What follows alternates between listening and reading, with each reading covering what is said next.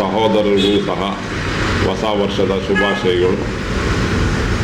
ಮುಂದಿನ ವರ್ಷ ಏನು 2026 ನಮ್ಮ ದೇಶದ ಅಭಿವೃದ್ಧಿಗಾಗಿ ಶ್ರಮಿಸುವಂಥ ಜನಕ್ಕೆ ಶುಭವಾಗಲಿ ಅಂತ ನಾವು ಕೇಳ್ತೀವಿ.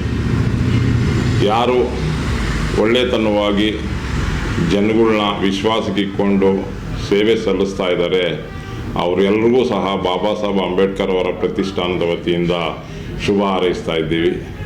ಬಂಧುಗಳೇ, ನಾವು ಮೋಜು ಮಸ್ತಿನ ಬಿಟ್ಟು ಜನಪರ ಕಾರ್ಯಕ್ರಮಗಳ ಬಗ್ಗೆ ನಾವು ಚಿಂತೆ ಮಾಡಬೇಕು.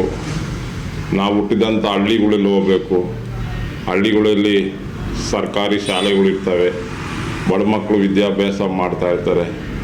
ಅವ್ರ ಬಗ್ಗೆ ನಾವು ಕಿಂಚಿತ್ತಾದ್ರೂ ಸಹಾಯ ಹಸ್ತ ಚಾಚಬೇಕು. ಕಾರಣ ನಾವು ಕಷ್ಟದ ದಿನಗಳಲ್ಲಿ ವಿದ್ಯಾಭ್ಯಾಸ ಮಾಡಿ ತಂದೆ ತಾಯಿಗಳ ಆಶೀರ್ವಾದದಿಂದ ಬೆಳೆದು ಬಂದಿದ್ದೀವಿ. ಆ ಋಣನ ತೀರಿಸ್ಬೇಕಂದ್ರೆ ತಂದೆ ತಾಯಿ ಋಣಕ್ಕಿಂತ ಹೆಚ್ಚಾಗಿ ನಾವು ವಿದ್ಯಾಭ್ಯಾಸ ಮಾಡಿದಂತಹ ಶಾಲೆಯಲ್ಲಿ ತೀರಿಸಬೇಕು. ಆದ್ದರಿಂದ ಎಲ್ಲ ನನ್ನ ಬಂಧುಗಳಲ್ಲಿ ಹೊಸ ವರ್ಷ ಶುಭಾಶಯಲ್ಲಿ ಹೇಳೋದು ಇಷ್ಟ ಏನಂದರೆ, ಎಲ್ಲರೂ ಸಹ ಏನು ಮೋಜು ಮಸ್ತಿ ಮಾಡಿ ಅಲ್ಲಿ ದುಡ್ಡು ವೇಸ್ಟ್ ಮಾಡೋ ಬದಲು ನಿಮ್ಮ ಗ್ರಾಮದಲ್ಲಿರುವಂಥ ಶಾಲೆಗಳಿಗಿರ್ಬೋದು, ಅಂಗನವಾಡಿ ಸ್ಕೂಲ್ಗಳಿರ್ಬೋದು ಹೋಗಿ, ಮತ್ತು ಸರ್ಕಾರಿ ಆಸ್ಪತ್ರೆಗಳಿರ್ಬೋದು ಅಂಥ ಕಡೆ ಹೋಗಿ ಹಣ್ಣು ಹಂಪಲು ವಿತರಣೆ ಮಾಡೋಂಥ ಕೆಲಸ ಮಾಡಿ. ಮತ್ತು ಶಾಲಾ ಮಕ್ಕಳಿಗೆ ನೋಟ್ಬುಕ್ ಕೊಡೋವಂಥದ್ದು ಇರ್ಬೋದು, ಬ್ಯಾಗ್ಗಳು ಕೊಡೋವಂತಿರ್ಬೋದು, ಶೂಗಳು ಕೊಡೋವಂತಿರ್ಬೋದು, ಬಟ್ಟೆ ಕೊಡೋವಂತಿರ್ಬೋದು. ಇಂಥ ಕೆಲಸಗಳು ಮಾಡಿದ್ರೆ ಖಂಡಿತವಾಗೂ ನಾವು ಈ ಮಣ್ಣಿನಲ್ಲಿ ಹುಟ್ಟಿರೋದಂಥ ಋಣ ತೀರಿಸ್ಬೋದು ಅಂತ ನಾನು ಹೊಸ ವರ್ಷದಲ್ಲಿ ಅವ್ರಿಗೆ ನಿಮ್ಮೆಲ್ಲರಿಗೂ ನಾನು ಹೇಳೋಕ್ಕೆ ಇಷ್ಟಪಡ್ತೀನಿ. ಜೊತೆಯಲ್ಲಿ ಪರಿಸರ ನಮ್ಮ ಮಕ್ಕಳಿಗೆ ಏನಾದರೂ ನಾವು ಉಳಿಸ್ಬೇಕು ಅಂದರೆ ನಮ್ಮ ಅಕ್ಕಪಕ್ಕದಲ್ಲಿರುವಂಥ ಪರಿಸರನ ರಕ್ಷಣೆ ಮಾಡ್ಕೊಬೇಕು. ನಾವು ಎಲ್ಲ ಕಡೆಯೂ ಪ್ಲಾಸ್ಟಿಕ್ ಉಪಯೋಗಿಸೋದು ಮತ್ತೆ ಜಾಸ್ತಿ ಆಗಿದೆ. BBMP ಲಿಮಿಟ್ಸಲ್ಲಿ ಸರ್ಕಾರನೇ ಎಲ್ಲ ಮಾಡೋದಕ್ಕಾಗಲ್ಲ. ಸ್ಥಳೀಯವಾಗಿ ವಾಸವಾಗಿರುವಂಥ ನಾವುಗಳು ಸಹ ಅವ್ರ ಜೊತೆ ಕೈ ಜೋಡಿಸಿ ಏನು ಕಸ ಬೀಳ್ತಾ ಇದೆ, ಕಸ ಬೀಳೋ ಜಾಗದಲ್ಲಿ BBMP ಅವ್ರಿಗಿರ್ಬೋದು, ಪಂಚಾಯಿತಿ ಅಧಿಕಾರಿಗಳಿರ್ಬೋದು, ನಾವು ಅವ್ರ ಗಮನಕ್ಕೆ ತಂದು ಅದನ್ನು ಕ್ಲೀನ್ ಮಾಡೋ ಜೊತೆಗೆ ನಾವು ಸಹ ಏನು ಭಾನುವಾರ ವಾರಕ್ಕೊಂದು ದಿವಸ ರಜಾ ಇರುತ್ತೆ, ಆ ರಜಾ ಟೈಮಲ್ಲಿ ಎಲ್ಲರೂ ಏನು ವಿದ್ಯಾರ್ಥಿಗಳು ನಾವಿದ್ದೀವಿ, ನಾವೆಲ್ಲರೂ ಒಂದು ಯೂನಿಯನ್ ಮಾಡಿಕೊಂಡು ಒಂದು ಸಂಘಟನೆ ಪ್ರೋಗ್ರಾಮ್ಗಳ ಮೂಲಕ ಸ್ವಚ್ಛತಾ ಕಾರ್ಯಕ್ರಮಗಳು ನಾವು ಮಾಡಬೇಕು ಅಂತೇಳಿ ಇವತ್ತು ದಿವಸ ಹೊಸ ವರ್ಷದಲ್ಲಿ ನಾನು ಹೇಳೋಕ್ಕೆ ಇಷ್ಟಪಡ್ತಾ ಇದ್ದೀನಿ. ನಮ್ಮ ಪರಿಸರ ಚೆನ್ನಾಗಿದ್ದರೆ ನಮ್ಮ ಮಕ್ಕಳು ಚೆನ್ನಾಗಿರ್ತಾರೆ. ಮಕ್ಕಳು ಚೆನ್ನಾಗಿದ್ದರೆ ನಾವುಗಳು ಸಹ ನೆಮ್ಮದಿಯಾಗಿರ್ಬೋದು. ಮತ್ತು ನಮ್ಮ ಶಾಲೆಗಳು ಚೆನ್ನಾಗಿದ್ದರೆ ಮಕ್ಕಳು ವಿದ್ಯಾಭ್ಯಾಸನೂ ಚೆನ್ನಾಗಿರುತ್ತೆ. ಆದ್ದರಿಂದ ಸರ್ಕಾರದ ಜೊತೆಗೆ ನಾವೆಲ್ಲರೂ ಕೈ ಜೋಡಿಸಿ ಈ ಕಾರ್ಯಕ್ರಮಗಳು ಮಾಡಬೇಕು ಅಂತೇಳಿ ಈ ಹೊಸ ವರ್ಷದಲ್ಲಿ ನಾನು ಹೊಸ ವರ್ಷ ಶುಭಾಶಯ ಹೇಳ್ತಾ, ಈ ಕಾರ್ಯಗಳನ್ನು ಸಹ ಇನ್ನು ಮುಂದೆ ನೀವೆಲ್ಲರೂ ಅಳವಡಿಸ್ಕೊಳ್ರಿ ಅಂತೇಳಿ ನಾನು ಕನ್ನಡದ ಜನತೆಗೆ ಕರೆ ಕೊಡ್ತಾ ಇದ್ದೀನಿ ಸರ್. ಪ್ರತಿ ವರ್ಷದಂತೆ ಈ ವರ್ಷನೂ ಕೂಡ ಕಾರ್ಯಕ್ರಮ ಇಟ್ಕೊಂಡಿದ್ದೀರಾ. ಸಂಕ್ರಾಂತಿ ಹಬ್ಬಕ್ಕೆ ಎಲ್ಲರಿಗೂ ಒಂದು ಆಹ್ವಾನ. ಖಂಡಿತ ಸಂಕ್ರಾಂತಿ ಹಬ್ಬದ ಜೊತೆಗೆ ಈ ಸಾರಿ 2026ನೇ ತಾರೀಕು ಜನವರಿ 26ನೇ ತಾರೀಕು ಗಣರಾಜ್ಯೋತ್ಸವ ಕಾರ್ಯಕ್ರಮ ಇಟ್ಕೊಂಡಿದ್ದೀವಿ. 27ನೇ ತಾರೀಕು ಶಿವಕುಮಾರ ಸ್ವಾಮೀಜಿಯವರ ಆದರ್ಶದಲ್ಲಿ ನಡೀತಾ ಇರೋದ್ರಿಂದ ನಾವು ನಮ್ಮ ಅಂಬೇಡ್ಕರ್ ಪ್ರತಿಷ್ಠಾನ ಮತ್ತು ಸನ್ರೈಸ್ ಫೌಂಡೇಶನ್ ವತಿಯಿಂದ ಸತತವಾಗಿ 7 ವರ್ಷಗಳಿಂದ ಅವರ ಪುಣ್ಯಸ್ಮರಣೆ ಕಾರ್ಯಕ್ರಮ ಮಾಡ್ತಾ ಇದ್ವಿ. ಅದೇ ರೀತಿ ಈ ಸಾರಿಯೂ ಸಹ ಅವರ ಪುಣ್ಯಸ್ಮರಣೆ ಕಾರ್ಯಕ್ರಮನ ಬಾಬಾ ಸಾಹೇಬ್ ಅಂಬೇಡ್ಕರ್ ಅವರ ಪ್ರತಿಷ್ಠಾನದಿಂದ ಅಚ್ಚುಕಟ್ಟಾಗಿ ನಮ್ಮ ನಾಯಕರುಗಳೆಲ್ಲ ಕೂತ್ಕೊಂಡು ಮಾತಾಡಿ ಆ ಕಾರ್ಯಕ್ರಮನ ನಾವು ಖಂಡಿತವಾಗೂ ಯಶಸ್ವಿ ಮಾಡ್ತೀವಿ. ಸಂಕ್ರಾಂತಿ ಹಬ್ಬದ ಶುಭಾಶಯಗಳು ಸಹ ನಾನು ಹೇಳೋಕ್ಕೆ ಇಷ್ಟಪಡ್ತೀನಿ ಜನಕ್ಕೆ. ಸಂಕ್ರಾಂತಿ ಹಬ್ಬದಲ್ಲಿ ಕಬ್ಬು ಬೆಲ್ಲ ತಿಂದು ತಮ್ಮ ಜೀವನಗಳಲ್ಲೂ ಸಹ ಬೆಲ್ಲದಂತೆ ಜೀವನ ಮಾಡಿ ಅಂತೇಳಿ ನಾನು ಹೇಳೋಕ್ಕೆ ಇಷ್ಟಪಡ್ತೀನಿ ಸರ್. ಏನು ಕಾಲದಿಂದ ದಲಿತರ ಮೇಲೆ ಒಂದು ನಡ್ಕೊಂಡು ಬರ್ತಾ ಇದೆ, ಈಗೂ ಕೂಡ ಅದೇ ನಡೀತಾ ಇದೆ. ಏನು ಹೇಳ್ತೀವಿ ಸರ್ ತಾವು ಒಂದು ಮುಖ್ಯ ನಾಯಕರಾಗಿ? ದಲಿತರ ಬಗ್ಗೆ ಅನ್ಯಾಯನ ನಾವು ಬಾಬಾ ಸಾಹೇಬ್ ಅಂಬೇಡ್ಕರ್ ಅವರು ಅವತ್ತೇ ಹೇಳಿದರು, ನಮ್ಮವರು ನಮ್ಮನ್ನೇ ತುಳಿತಾ ಇದ್ದಾರೆ ಅಂತ. ಖಂಡಿತವಾಗೂ ಎಲ್ಲಿ ಅನ್ಯಾಯ ಕಾಣಿಸುತ್ತೆ ದಲಿತರ ಬಗ್ಗೆ, ನಾವು ದಲಿತರೇ ಧ್ವನಿ ಎತ್ತಿಲ್ಲ ಅಂತ ಹೇಳಿದ್ರೆ ಮುಂದಿನ ದಿನಗಳಲ್ಲಿ ಈ ದಲಿತರಿಗೆ ಉಳಿಗಾಲ ಇಲ್ಲ. ಕಾಂಗ್ರೆಸ್ ಗೌರ್ಮೆಂಟವ್ರು ಇವತ್ತಿನ ದಿವಸ ಒಂದು ಏನು ರಿಸರ್ವೇಷನ್ ಜೇನುಗುಂಡಂತ ಇದ್ದಂತಹ ರಿಸರ್ವೇಷನ್ನ ಭಾಗ ಮಾಡಿದೆ. ಅವರು ಸುಪ್ರೀಂ ಕೋರ್ಟ್ಗೆ ಬೆಟ್ಟು ತೋರಿಸ್ತಾ ಇದ್ದಾರೆ. ನಾವು ಕಾಂಗ್ರೆಸ್ ಗೌರ್ಮೆಂಟಲ್ಲಿ ಇರುವಂಥ ಸಿದ್ದರಾಮಯ್ಯವ್ರನ್ನ ನಾವು ಒಂದು ರೀತಿಯಾಗಿ ಜನಕ್ಕೆ ಜೊತೆಗೆ ದಲಿತರಿಗೆ ಅನ್ಯಾಯ ಮಾಡಲ್ಲ ಅಂತ ಅಂದ್ಕೊಂಡಿದ್ವಿ. ಆದರೆ ಎಲ್ಲೋ ಒಂದು ಕಡೆ ಅವರು ಸಹ ಎಡುತ್ತಾ ಇದ್ದಾರೆ, ಅಧಿಕಾರದ ಆಸೆಗಾಗಿ ಎಡುತ್ತಾ ಇದ್ದಾರೆ ಅಂತ ಅನಿಸುತ್ತೆ. ನಾವು ದಲಿತ ಜನಾಂಗ ಇವತ್ತಿನ ದಿವಸ 30% ಮತದಾನ ಮಾಡ್ತಾ ಇದ್ದೀವಿ. ನಮಗೆ ನಿಜವಾಗ್ಲೂ ನೀವು ದಲಿತರಿಗೆ ನೀವು ಏನಾದರೂ ವ್ಯವಸ್ಥಿತವಾಗಿ ಅವಕಾಶ ಕಲ್ಪಿಸಿದೆ ಆದರೆ 30%ಗಳನ್ನ ದಲಿತರಿಗೆ ರಿಸರ್ವೇಷನ್ ಕೊಡಬೇಕಾಗಿತ್ತು. ಇಲ್ಲಿ ದಲಿತರ ರಿಸರ್ವೇಷನ್ ಜೊತೆಗೆ ಏನು ಬ್ಯಾಂಕ್ಲಾಗ್ ಹುದ್ದೆಗಳಿದ್ದಾವೆ ಇಲ್ಲಿ ತನಕ ಅದನ್ನ ತುಂಬುವಂಥ ಕೆಲಸ ಕಾಂಗ್ರೆಸ್ ಸರ್ಕಾರ ಮಾಡಲಿಲ್ಲ. ಕಾಂಗ್ರೆಸ್ ಸರ್ಕಾರ ಅಲ್ಲ, ದೇಶದಲ್ಲಿರೋಂಥ BJP ಸರ್ಕಾರ ಸಹ ಮಾಡ್ತಾ ಇಲ್ಲ. ಎಲ್ಲರೂ ಸಹ ಓಟಿನ ರಾಜಕೀಯ ಮಾಡ್ತಾ ಇದ್ದಾರೆ. ಬಾಬಾ ಸಾಹೇಬ್ ಅಂಬೇಡ್ಕರ್ ಅವರು ಹೇಳಿದರು, ದಲಿತರು ಯಾವತ್ತು ಎಚ್ಚೆತ್ಕೊತಾರೆ ಅವತ್ತು ನಿಮಗೆ ಉಳಿಗಾಲ ಇಲ್ಲ ಅಂತ ಹೇಳಿದ್ರು. ಆದರೆ ನಾವು ದಲಿತ ಜನಾಂಗ ಇನ್ನೂ ಸಹ ನಾವು ಎಚ್ಚೆತ್ಕೊಂಡಿಲ್ಲ. 75 ವರ್ಷ ಆಯಿತು. ನಮ್ಮನ್ನು ನಾವೇ ತುಳ್ಕೊಂಡು ನಾವೇ ಬೆಳೀತಾ ಇದ್ದೀವಿ. ಕೆನೆ ಪದರದ ಜನಾಂಗನ ಹೊರಗಿಡಬೇಕು ಅಂತ ಹೇಳಿದರು. ಇಲ್ಲಿ ನಾವು ಪ್ರಿಯಾಂಕಾ ಖರ್ಗೆ ಅವ್ರಿಗೆ ನಾವು ಹೇಳೋಕ್ಕೆ ಇಷ್ಟಪಡ್ತೀವಿ.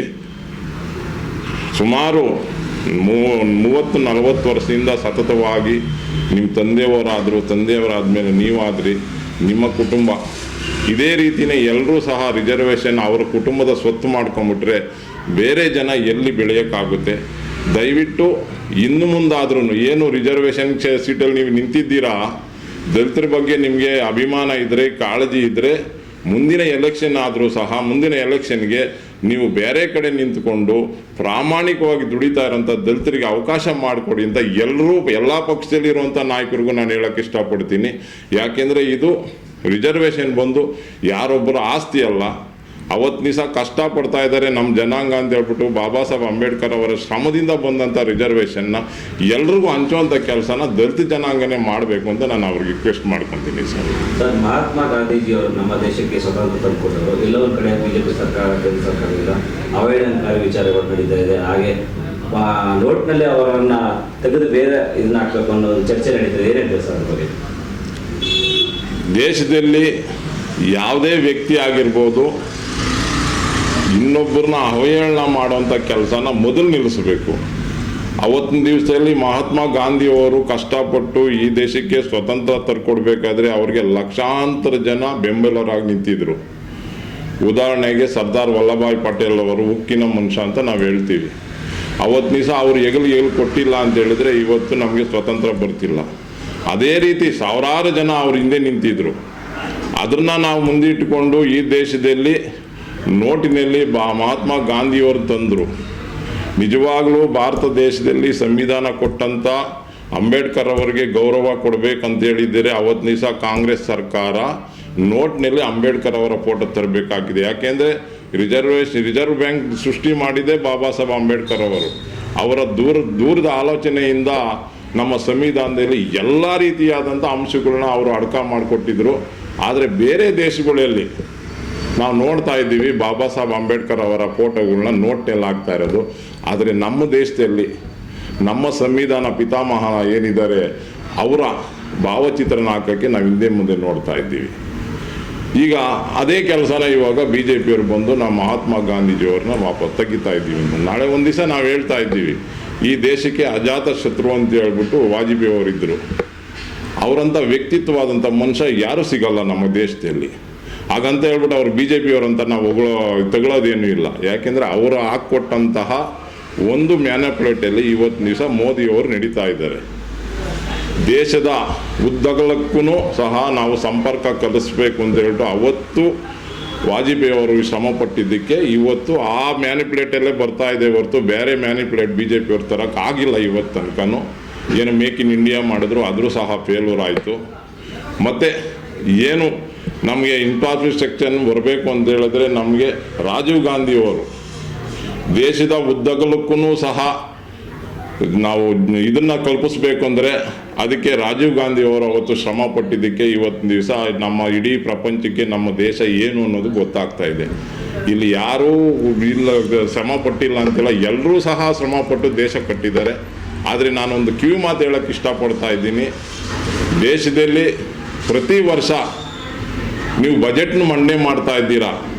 ಬಜೆಟ್ ಮಂಡನೆ ಮಾಡೋಕ್ಕೆ ಮೊದಲು ಈ ಹಿಂದಿನ ವರ್ಷ ಬಜೆಟ್ ಮಂಡನೆ ಮಾಡಿದಾಗ ಯಾವ ಇಲಾಖೆಗೆ ಎಷ್ಟೆಷ್ಟು ಖರ್ಚಾಗಿದೆ ಅನ್ನೋದ್ರ ಬಗ್ಗೆ ವಿಧಾನಸಭೆಯಲ್ಲಾಗಿರ್ಬೋದು, ಲೋಕಸಭೆಯಲ್ಲಾಗಿದ್ದು ಚರ್ಚೆ ಮಾಡಲ್ಲ ಮೊದಲು ನೀವು. ಸುಮ್ಮನೆ ನಾವು ಬಜೆಟಲ್ಲಿ ಈ 3 ಲಕ್ಷ ಕೋಟಿ ಕೊಡ್ತಾ ಇದ್ದೀನಿ, 4 ಲಕ್ಷ ಕೋಟಿ ಕೊಡ್ತಾ ಇದ್ದೀನಿ, 5 ಲಕ್ಷ ಕೋಟಿ ಕೊಡ್ತಾ ಇದ್ದೀನಿ ಅಂತ ಹೇಳ್ಬಿಟ್ಟು ಸಾಲ ಮಾತ್ರ ಇಡೀ ದೇಶದ ಜನಕ್ಕೆ ಹೊರಿಸ್ತಾ ಇದ್ದೀರಾ. ಯಾಕೆ ಸಾಲ ತಗೊಂಡಿದ್ರೆ ದೇಶ ಅಭಿವೃದ್ಧಿ ಆಗೋದಿಲ್ವಾ? 165 ಲಕ್ಷ ಕೋಟಿ ಸಾಲ ಇತ್ತು ನರೇಂದ್ರ ಮೋದಿ ಅವರು ಈ ದೇಶದ ಪ್ರಧಾನಮಂತ್ರಿ ಆಗಿದ್ದಾಗ. 60 ವರ್ಷಗಳ ಕಾಲ ಇತಿಹಾಸದಲ್ಲಿ ಇರುವಂಥ ದೇಶದಲ್ಲಿ 165 ಲಕ್ಷ ಕೋಟಿ ಸಾಲ ಆಗಿತ್ತು. ಅದರಲ್ಲಿ ಇಡೀ ದೇಶದಲ್ಲಿ ರೈಲ್ವೆ ಸಂಪರ್ಕ ಆಗಿರ್ಬೋದು, ಅಣೆಕಟ್ಟುಗಳಾಗಿರ್ಬೋದು, ವಿಮಾನ ನಿಲ್ದಾಣಗಳಾಗಿರ್ಬೋದು, ದೊಡ್ಡ ದೊಡ್ಡ ಎಜುಕೇಷನ್ ಬೋರ್ಡ್ಗಳಾಗಿದ್ದು ಉತ್ಪತ್ತಿ ಅವತ್ತು ಆಗಿರಲ್ಲ, ಅದರಿಂದ ಸಾಲ ಮಾಡಿ ಕಟ್ಟಿದ್ರು. ಅದಾದ ನಂತರ ಏನೇನು ಇವತ್ತು 11 ವರ್ಷಗಳ ಕಾಲದಲ್ಲಿ ನೀವು ದೇಶದಲ್ಲಿ ಮತ್ತೆ 165 ಲಕ್ಷ ಕೋಟಿನ ಸಾಲ ಮಾಡಿದ್ರು. ಒಟ್ಟಾರೆಯಾಗಿ 320 ಲಕ್ಷ ಕೋಟಿನ ಸಾಲ ಮಾಡಿದ್ದೀರ. ಅಂದರೆ 11 ವರ್ಷದಲ್ಲಿ ಡೆವಲಪ್ಮೆಂಟು 65 ವರ್ಷಕ್ಕೆ ಸಮ ಮಾಡೋಕ್ಕಾಗ್ತಾ ಇಲ್ವಲ್ಲ. ಯಾವುದಾದ್ರೂ ಒಂದು ಕಣ್ಣು ಕಾಣಿಸುವಂಥ ದೊಡ್ಡ ಅಣೆಕಟ್ಟು ಕಟ್ಟಿದ್ದೀರ ನೀವು. ಸಾಲದಲ್ಲೇ ತುಪ್ಪ ತಿನ್ನಬೇಕು ಅಂದ್ಬಿಟ್ಟೆ ಮುಂದಿನ ಪೀಳಿಗೆಗೆ ನೀವೇನು ಮಾಡ್ತೀರಾ? ಈ ದೇಶದಲ್ಲಿ ಲೆಕ್ಕ ಹಾಕಿದ್ರೆ ರಾಜ್ಯ ಸರ್ಕಾರಗಳು, ಕೇಂದ್ರ ಸರ್ಕಾರಗಳು ಮಾಡಿರೋಂಥ ಸಾಲ 1 ಲಕ್ಷ ಕೋಟಿಗೆ ಹೋಗುತ್ತೆ. ಮುಂದಿನ ದಿನಗಳಲ್ಲಿ ಯಾರೇ ಅಧಿಕಾರಕ್ಕೆ ಬಂದರೂ ಸಹ ಅವರು ಬಡ್ಡಿ ಕಟ್ಟೋದಕ್ಕಾಗೋದಿಲ್ಲ. ದಯವಿಟ್ಟು ಮುಂದಿನ ದಿನಗಳಲ್ಲಿ ಸಾಲ ಇಲ್ಲದೆ ಬಜೆಟ್ನ ಮಂಡನೆ ಮಾಡೋಂಥ ಕೆಲಸನೂ ಸಹ ಇವತ್ತಿನ ರಾಜಕೀಯ ನಾಯಕರು ಮಾಡಬೇಕು ಅಂತ ನಾವು ಜನರ ಪರವಾಗಿ ನಾನು ಹೇಳಕ್ಕೆ ಇಷ್ಟಪಡ್ತೀನಿ. ಅದೇನು 2025 2026 ಬರ್ತಾ ಇದೆ. GBA ಅಂತ ಹೇಳಿ ಚುನಾವಣೆ ಎಲ್ಲೆಲ್ಲೋ ಹೇಳ್ತಾ ಇದೆ. ಎಲ್ಲೊಂದು ಕಡೆ ಚುನಾವಣೆ ಇನ್ನೂ ನಡೀತಲ್ಲ, ಎಲ್ಲೊಂದು ಕಡೆ ಮತದಾರರು ಮತ ಕಾತರದಿಂದ ಕಾಯ್ತಾ ಇದ್ದಾರೆ. ಜನಪ್ರತಿನಿಧಿಗಳಿಂದ GBA ಒಂಥರ ಇದಾಗಿದೆ ಸರ್. BBMP ಚುನಾವಣೆ ಮಾಡಬೇಕಾಗಿದ್ದು, BBMP ಚುನಾವಣೆ 5 ವರ್ಷ ಕಂಪ್ಲೀಟ್ ಆಗುವಂಥ ಸಮಯದಲ್ಲಿ BJP ಸರ್ಕಾರ ಅಧಿಕಾರದಲ್ಲಿತ್ತು. ಅವತ್ತು ಮನಸ್ಸು ಮಾಡಿದರೆ ಖಂಡಿತವಾಗೂ ಇದು ಇನ್ನೊಂದು 2ನೇ ಸಾರಿಗೆ ಎಲೆಕ್ಷನ್ ಆಗಬೇಕಾಗಿತ್ತು. ಆದರೆ ಅವತ್ತು BJP ಸರ್ಕಾರ ಮನಸ್ಸು ಮಾಡಿಲ್ಲ. ಕಾರಣ ಇಚ್ಛಾಶಕ್ತಿ. ನಮ್ಮ ಜನ ಗೆಲ್ತಾರೋ ಇಲ್ಲೋ ಅಂತ ಒಂದು ಅನುಮಾನ. ಜೊತೆಗೆ ಏನು 28 ಜನ MLAಗಳಿದ್ದಾರೆ ನಮ್ಮ ಬೆಂಗಳೂರಲ್ಲಿ. ಕಾಂಗ್ರೆಸ್ ಆಗಿರ್ಬೋದು, BJP ಆಗಿರ್ಬೋದು, JDS ಆಗಿರ್ಬೋದು, ಇವ್ರಿಗೆ ಯಾರಿಗೂ ಇಷ್ಟ ಇಲ್ಲ BBMP ಎಲೆಕ್ಷನ್ ಮಾಡೋದಕ್ಕೆ. ಕಾರಣ ಅಧಿಕಾರ ವಿಕೇಂದ್ರೀಕರಣ ಆಗುತ್ತೆ. ಜನ ನಮ್ಮ ಮನೆ ಬಾಗಿಲಿಗೆ ಬರೋದಿಲ್ಲ, ಎಲ್ಲರೂ ಕೌನ್ಸಿಲರ್ ಮನೆ ಬಾಗಿಲಿಗೆ ಹೋಗ್ತಾರೆ.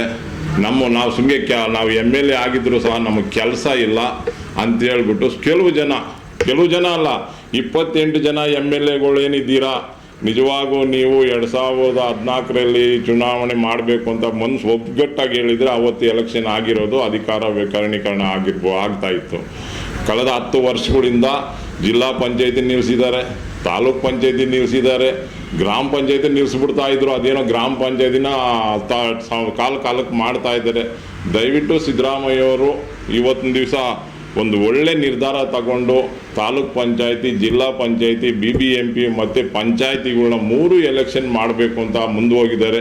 ಖಂಡಿತವಾಗೂ ಈ ಕೆಲಸ ಅತಿ ಬೇಗ ಆಗಬೇಕು ಅಂತೇಳಿ ಬಾಬಾ ಸಾಹೇಬ್ ಅಂಬೇಡ್ಕರ್ ಅವರ ಪ್ರತಿಷ್ಠಾನದ ವತಿಯಿಂದ ನಾವು ಮನವಿ ಮಾಡ್ಕೊತೀವಿ.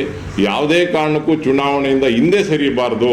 ಏನು ಕಾಂಗ್ರೆಸ್ ಪಕ್ಷ ಇದೆ ಅಧಿಕಾರ ವಿಕೇಂದ್ರೀಕರಣ ಮಾಡಬೇಕು ಅಂತ ನಿಮಗೆ ಮನಸ್ಸಿದ್ರೆ ಖಂಡಿತವಾಗೂ ಅತಿ ಜರೂರಾಗಿ ಜಿಲ್ಲಾ ಪಂಚಾಯತಿ, ತಾಲೂಕ್ ಪಂಚಾಯತಿ ಮತ್ತು BBMP ಸ್ಥಳೀಯ ನಗರಸಭೆ, ಪುರಸಭೆ ಯಾವನು ಚುನಾವಣೆ ನಿಲ್ಲಿಸ್ಕೊಳ್ಳೋಂಥ ಕೆಲಸ ಮಾಡಬೇಡಿ. ಯಾಕೆಂದರೆ ಜನ ಕೆಲಸ ಮಾಡೋರಿದ್ರೆ ಇವತ್ತು ನೋಡಿ 10 ವರ್ಷದಿಂದ ತಂದೆ ತಾಯಿ ಇಲ್ಲ BBMPಗೆ.